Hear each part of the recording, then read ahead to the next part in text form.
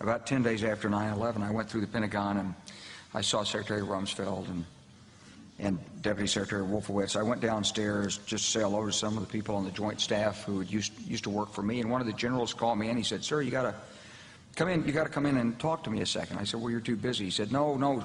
He says, "We've made the decision. We're going to war with Iraq." This was on or about the 20th of September. I said, "We're going to war with Iraq. Why?" He said, "I don't know." He said, "I guess they don't know what else to do." So I said, "Well, did they find some information connecting Saddam to Al-Qaeda?" He said, No. He says, "There's nothing new that way. They just made the decision to go to war with Iraq." He said, "I guess it's like we don't know what to do about terrorists, but we've got a good military and we can take down governments."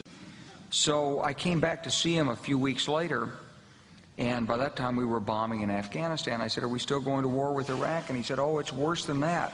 He said, he reached over on his desk, he picked up a piece of paper, and he said, I just got this down from upstairs," meaning the Secretary of Defense's office today, and he said, "This is a memo that describes how we're going to take out 7 countries in 5 years, starting with Iraq and then Syria, Lebanon, Libya, Somalia, Sudan, and finishing off Iran."